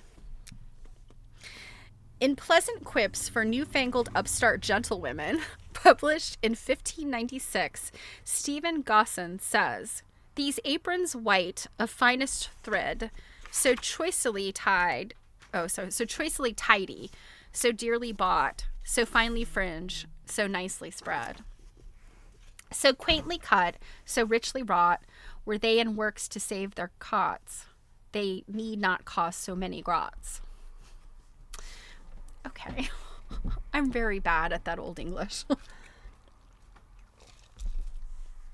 So save their coats. They need not cost so many groats. Maybe that's it. I don't know. From the useful garment of the housewife, domestic and artisan, the apron became, towards the end of the 16th century, a portion of the dress of a fashionable lady. No doubt many aprons came over in the Mayflower. Okay. In Queen Anne's time, silk aprons trimmed with gold lace were worn, and all loyal women of England and New England followed the fashion set by their queen. Aprons of fine lace were worn with formal costumes in colonial times, and the newspapers advertised them as follows. Female aprons for ladies from 18 to 50. Well, I'm 51. What kind of apron do I wear? They were considered an essential part of the costume until the end of the 19th century. And serviceable and ornamental aprons continue to be worn even now, a simple coverall being considered a necessary part of a businesswoman's equipment when she assumes the role of housewife. A businesswoman's equipment when she assumes the role of housewife. Now that is an interesting way of putting it. And that was the end of aprons. So I don't know. I guess she's okay with aprons. Furs. The ancients had great reason to attach certain excellencies and prerogatives to fur. Kings, whether they were being consecrated, crowned, or married, added to the splendor of gorgeous embroideries and jewels, the royal mantle hedged around with lilies and lined with ermine. In the olden days, bachelors, doctors, emperors, and physicians clothed themselves in furs, which represented the mysteries of theology, the maxims of politics, and the secrets of medicine.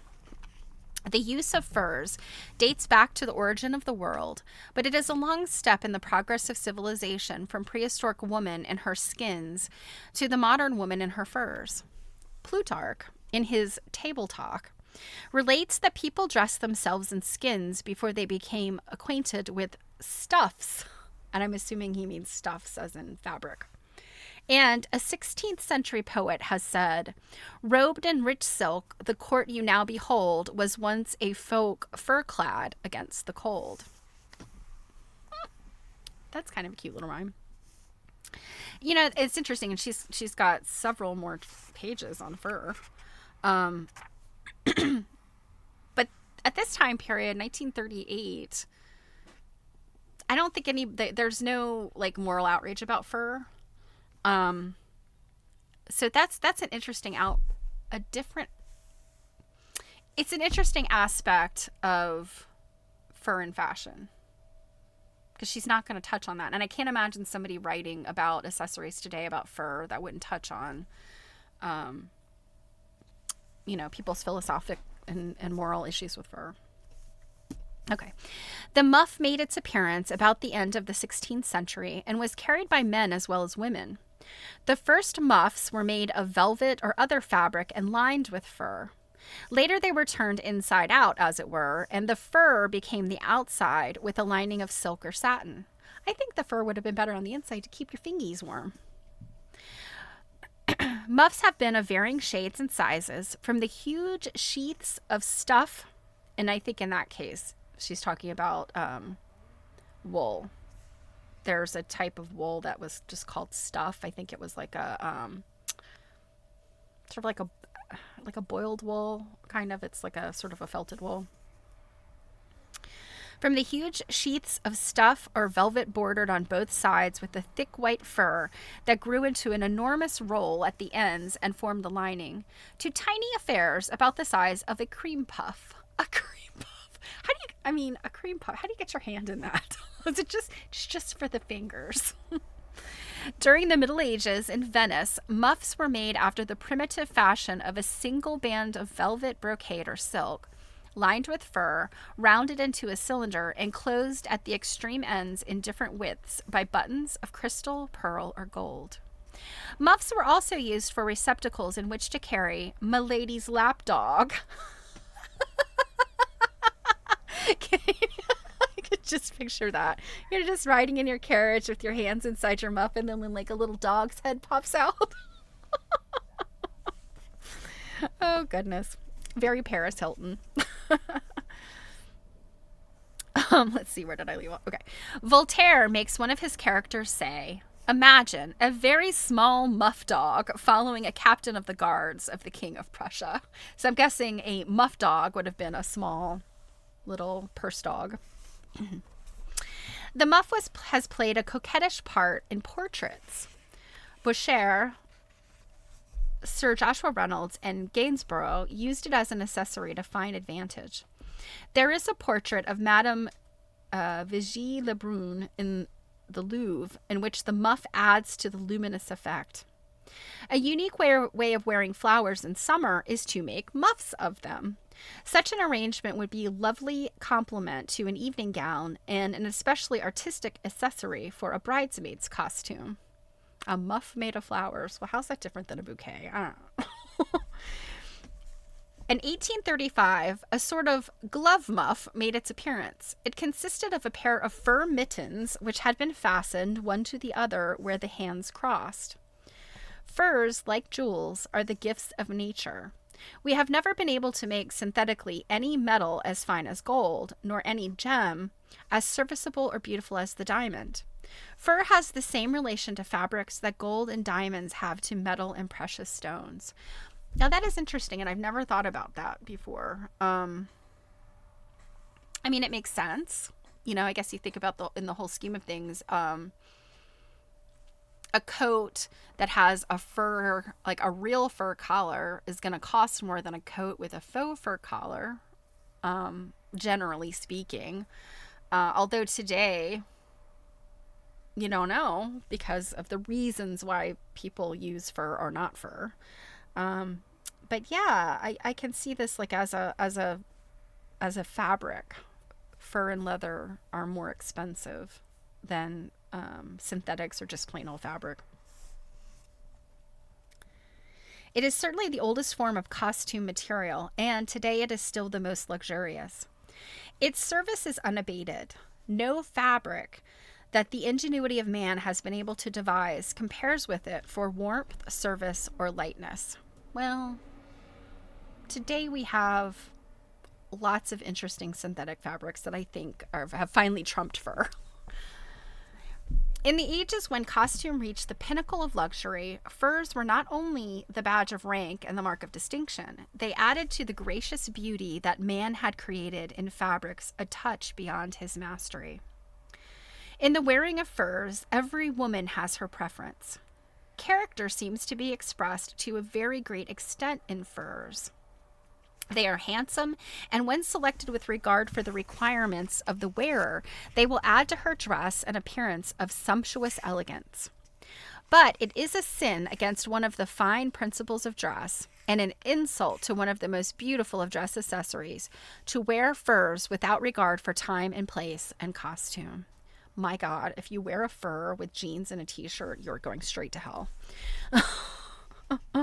They should give the appearance of luxurious warmth, a very convincing argument against wearing them in July or August. Well, that's just smartness, Carrie. That has nothing to do with time and place. Okay, cosmetics. Real quick, let's see the ever popular handbag and handkerchiefs of yesterday and today. So I'm guessing we will be getting to these items momentarily. So cosmetics. Egyptian women 6,000 years ago painted their faces and penciled their eyebrows in much the same manner as do women of today.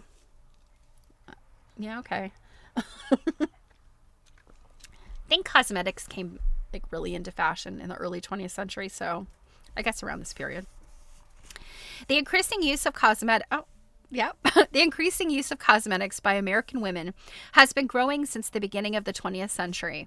And since 1921, the vanity case, with its powder, rouge, and lipstick, has enjoyed a reign rivaling that of Marie Antoinette. Robin.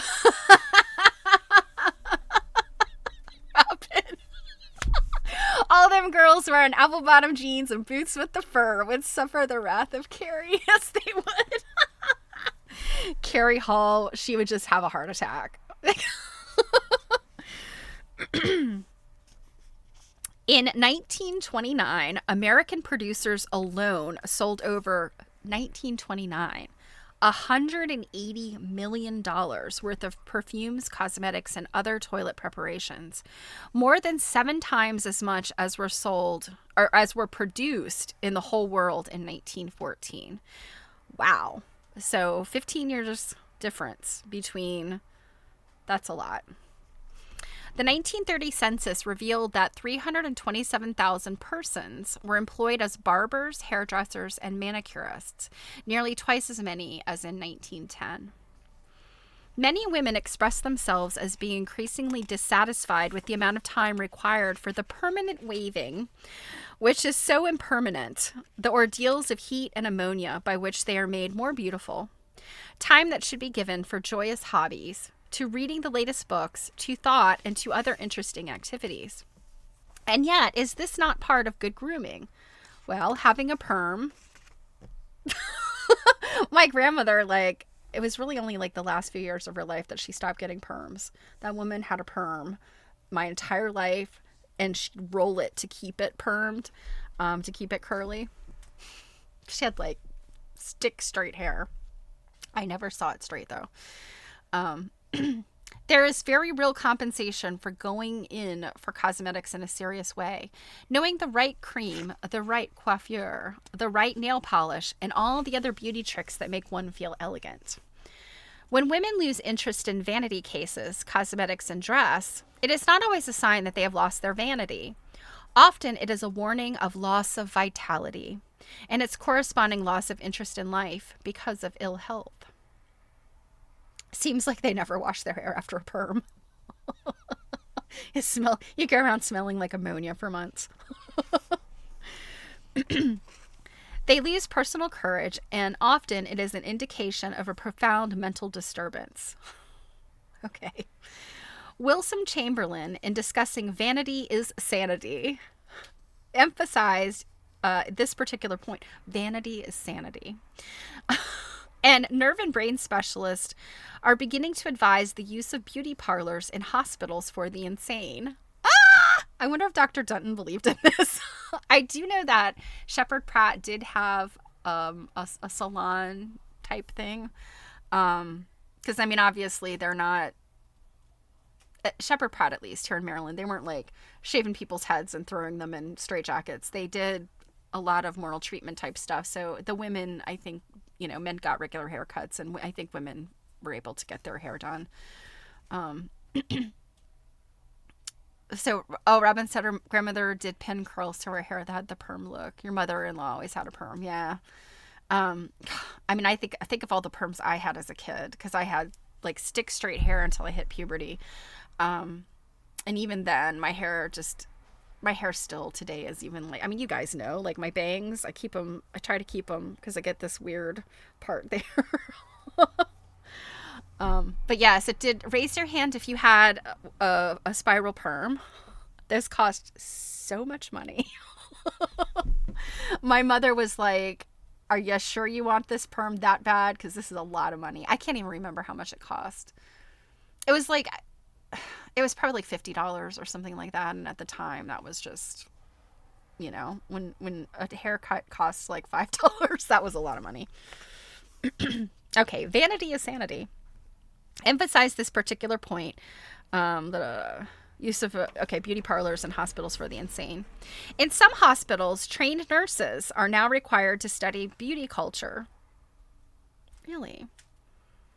Oh, Marianne, your hair is curly wavy. Okay. Well, and that's the thing. Like, it's always, I think people with curly hair are always like, oh man, people with straight hair are so lucky, right? Because they don't have like the humid, like, frizzy, curly mess. And if you have really curly hair, like the longer it gets, and I kind of have this going on now because my hair is kind of as wavy. Yeah. And then people with straight hair are always like, man, I wish I could get curls. Like even perms don't stay. So it's always like the grass is always greener, right? So, because women spend so much time and money for beauty treatments, the University of California has undertaken to meet the demand for scientifically trained cosmeticians. Textbooks approved by the State Board of Cosmetology are used in the courses. Every conceivable phase of the science and related subjects are taught. Well, now that's interesting that the University of California taught cosmetology courses. Someone has said that relaxation is the chief agent of longevity. There can be no doubt that it is also the handmaid of beauty. In these days of hurry and stress, it is necessary that one gain occasional relaxation from the intense nerve strain under which the representative American woman finds herself.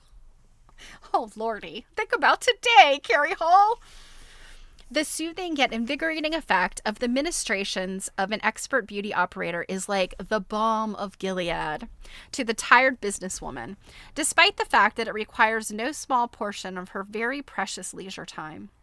Shakespeare spoke the conditions of all time when he said, "For women are as roses, whose fair flower, being once displayed, doth fall that very hour." Well...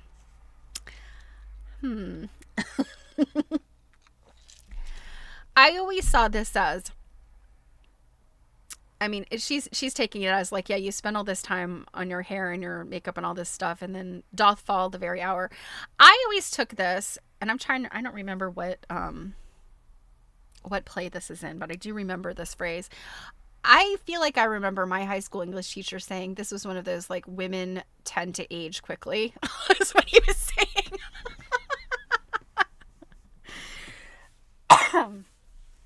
Anywho, in these days of beauty parlor prettiness, when everyone is cosmetic conscious, women know that they cannot expect to retain their beauty and charm if they do not assist nature in eradicating the effects of care and the hurry and worry of this rush-a-day world.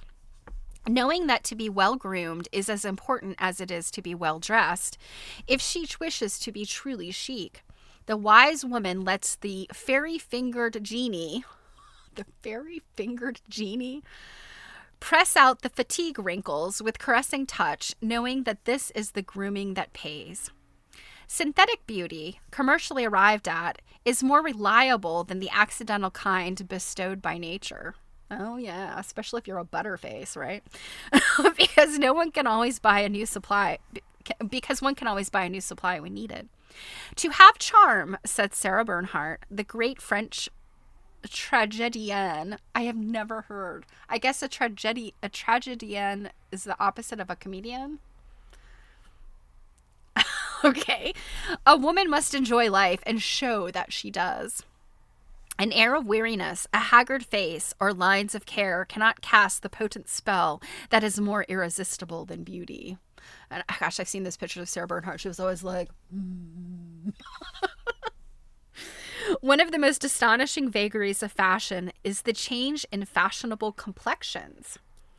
Our great-grandmothers used every precaution to prevent suntan and kindred disfiguring blemishes.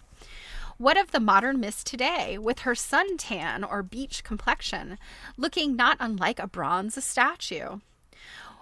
One writer has very aptly called it a meerschaum complexion. This fad, for which the American women are responsible, did not reach Paris until several years after it had been the favorite pastime of every summer resort beach in America. Those who want to imagine they are leading the wild, untrammeled life of a South Sea islander, yet have no opportunity to spend the required time sunning on the sands, can get a semblance of savagery. Oh my God. A semblance of savagery by buying a box of suntan powder at the corner drugstore. Does she mean like, I'm assuming she means like facial, like bronzer, like the bronzer of the 30s? In the Victorian age, it was not considered good form for a gentlewoman to walk out of the house in a state of semi-undress. Ooh. The fact that grandmother completed her toilette in her boudoir, put on her gloves before she started out, suggests her modesty and refinement, as well as a convention of that period, which we know Carrie Hall approves of. Giving the outside world a glimpse of that sacred rite would have been a blight upon an otherwise blameless reputation. Like, oh my God, putting on your powder, right? What would she think of her granddaughters who appear on the street, at the theater, or in public restaurants, having left a very important part of their toilette to be done before a tiny mirror in full public view? Gasp! In this present century, no place is considered too public for the use of lipstick and rouge box, or even of the eyebrow pencil. Gasp! I could use an eyebrow pencil myself. I have those eyebrows that end too early. They're very light. And I sometimes look like an anime character, right? I have that anime character eyebrow. A gentleman of the old school was overheard asking a 6-year-old miss what she would do with a quarter if he should give her one. She replied, "Why, spend it, of course." He then asked, "And what would you buy? A peppermint stick?" To which she contemptuously replied, "No, a lipstick." Oh, kids say the darndest things. A 6-year-old child. Yes, I love that. Okay, so moving on from cosmetics. Lace. Wisdom with periwigs, with cassocks grace, courage with swords, gentility with lace. That is from Connoisseur, which I assume is a magazine. The art of needlework includes all kinds and types of embroidering as well as lace making. And from the earliest times, these have been so interwoven. Sorry, guys. I got a sinus thing going on.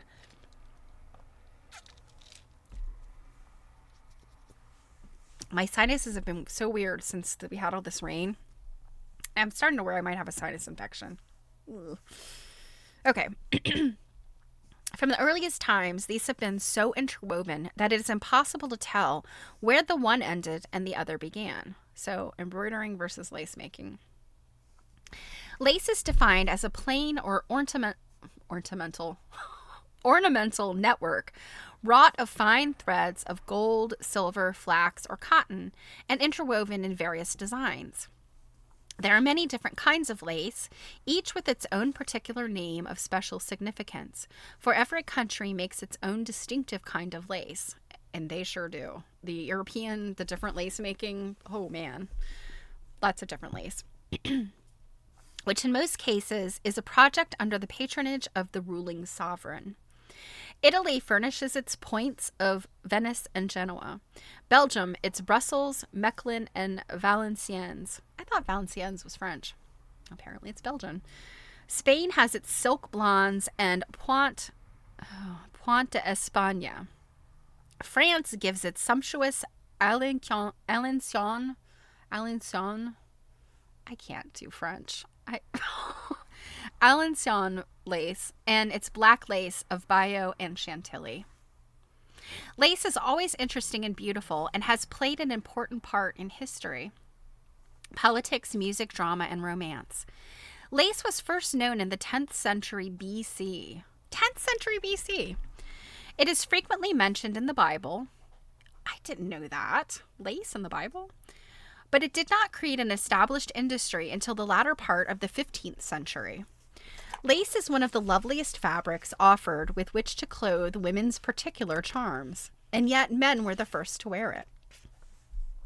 Like all other materials used for clothing, men and women, like all other materials used for clothing men and women, it has gone through many transformations, and after periods of comparative unimportance, reappears in new and tempting fashion.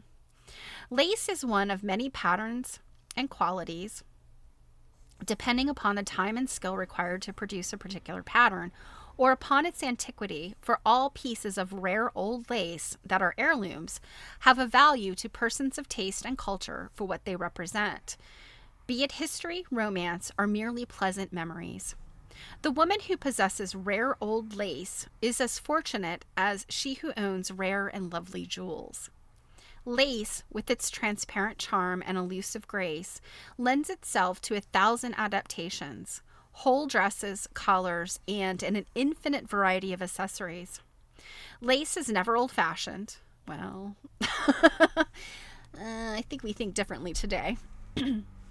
Or rather, it has a quality that makes it ever new, even though it is as old as time itself.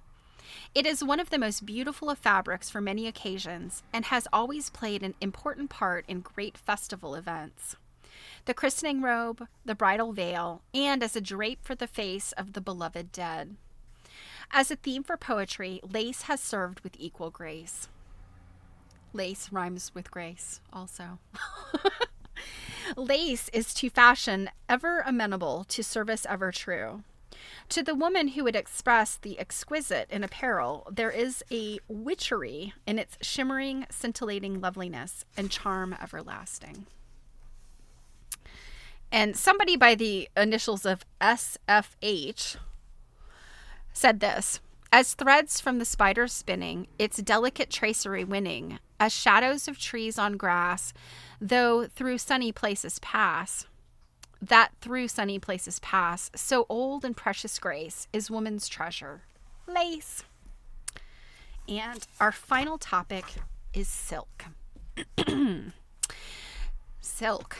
Silk is a filament produced by the silkworm, surpassed by no other textile fabric in brilliancy, strength, elasticity, and beauty. History records that it has been manufactured for over 5,000 years. The making of silk is one of the oldest, most constant, and most wholesome of artistic experiences. Wholesome? Is it wholesome? Yeah, and you have to kill silkworms to make silk. I don't know how wholesome that is. There is vegan silk though. There is silk where the silkworms are not harmed.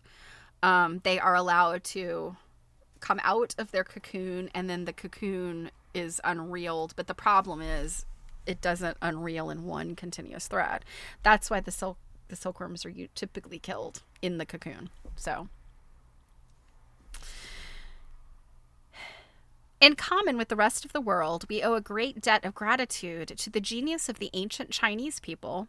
Oh, well, now we are being specific about a people and not just generally calling them Oriental. Thank you for that, Carrie Hall. So the ancient Chinese people who gave this fiber to enrich the centuries with beauty. It was a woman, Si Ling Qi, the wife of His Royal Highness Huang Ti, who, with true feminine inquisitiveness, unlocked a great secret which nature had been guarding since time began and gave the world silk. And I've read about this before. For some reason, I don't remember her name being Si Ling Qi. I'm wondering if that is like maybe an Americanized or Easternized version of her name. About 500 BC, Confucius tells that it was then the custom for lots to be drawn by the ladies of the 3 palaces, and for the lucky ones thus chosen to be sent to the nursery to care for the silkworms. Oh, so you get to go into a lottery for who gets to work. In the spring months, the young empress was wont to purify herself by offering a sacrifice to the goddess of the silkworms. The raising of the silkworms was so important that at this season she would dispense with the waiting women who sewed and embroidered for her, and forbade similar work for the noble ladies and ministers' wives, in order that all might give their attention to the culture of the worms. The silk industry of ancient China was considered vital enough to the prosperity of the people to be interwoven with various religious rites.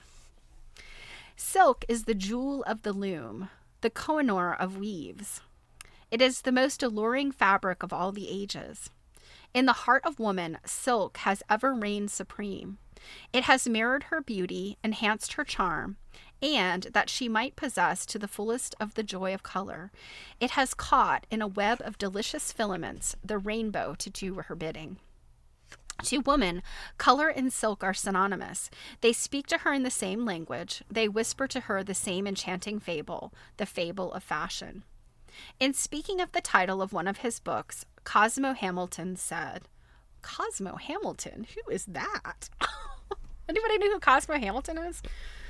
What I wanted was a phrase which would sum up woman, some word that would express the essence of femininity, something that would symbolize to a man all the attributes of the other sex. It wasn't easy. But one night I was walking up the avenue when my eye was caught by a series of gorgeous colors in a shop window. I stopped and looked. Yes, and listened too, for somewhere in the back of my brain, the phrase I had been striving to find shaped itself. The rustle of silk. So apparently the rustle of silk is the essence of femininity. And that is chapter 9. It sounds like Carrie Hall is okay with silk.